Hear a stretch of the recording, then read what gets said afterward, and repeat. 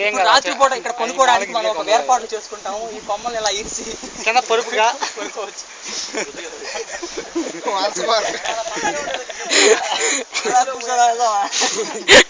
ఒరే దోమర స్వామి, ఇది మనుషులు నడిచే రూట్ అనేది. అక్కడ ఒక నది ఉంది, మనం వెళ్ళి మంచిది తాగి రావచ్చు. మనకి ఓవర్ చెప్పకు. అసలు ఎంత గిట్టుకునే తెలుసు ఒకసారి. అరే మా అన్న ఎదురా 2 కిలోమీటర్ దూరం ఊరు ఇటు చూడు, అది వచ్చే రూట్ లాగుందిరా. కెమెరా చేస్తున్నాడు.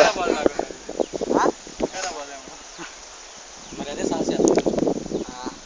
సాహసయాత్ర అంటే ఇది కాదు. ఇక్కడ ఏమి అప్పుడు కూడా కనబడట్లా, కనీసం కూర మురకం కూడా కనబడట్లా. నీకోసం ఎత్తుకొని ఉంటాయిరా. ఇంకా అడుగు పందులు పడుకున్న స్థలాన్ని చూసామంత మించి ఏం లేదు. మీ ఊరు చెప్తారు చూసి ఇది ఇక్కడే అవి చేతి తీస్తా ఉన్నట్టు నైట్ హాల్ట్ ఎక్కడ ఏర్పాటు చేసుకోవాలి. చూడు పచ్చిగా ఉంది కదా, చెట్లు లేకుండా బాగుంటుంది పంట. ఒరే మా ఊరు తిప్ప మీద ఇప్పుడు వర్షాలు పడి పచ్చగా ఉందంటారా, కావాలి వెళ్ళి తాపిస్తాం కొనుక్కో.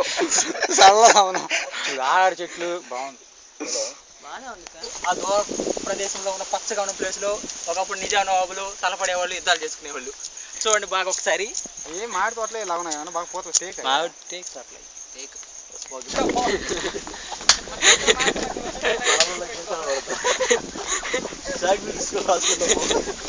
మీరు దారి మిస్ అవ్వకుండా ఇలా గీత గీసుకుంటా పోతే వచ్చేటప్పుడు గీత అలాగే దాన్ని బట్టి మీరు రావచ్చు. మార్గదర్శి చాలా దూరం ఉన్నాడు మనకి. మీరు చూడండి, ఇప్పుడు ఈ చెట్టు చూసారా, ఈ చెట్టు కొన్ని చీమలు చూసారా, ఇప్పుడు బాగా చూడండి. ఈ చీమలు అప్పుడప్పుడు ఈ పేద పడి కరుస్తూ ఉంటాయి. మీరు కొంచెం జాగ్రత్తగా అప్రమత్తంగా వెళ్ళాలి. రండి ఇంకా ముందు చూద్దాం. ఈరోజు మనం వంట వండుకోవడానికి ఈ కలప చెరుకులు తెచ్చాను, ఇక్కడ పెట్టాను. ఇలా మంట చేయాలి. ఇప్పుడు నేను ఇప్పుడు మంట కోసం ఒకటి ఏర్పరుస్తున్నాను, మంట చేస్తా ఉన్నాను. మీరు చూడండి, పంట రాలేదు, చెయ్యి నిగ్గుడుతుంది. ఇంకోసారి ప్రయత్నిద్దాం. చూడు, ఇప్పుడు ఈ ఏకలు చూసారు మీరు, ఇవి ఏ నెమ్మల ఈకలో ఏ అవి ఉంటాయి, స్థానిక వాళ్ళు ఏమంటారా,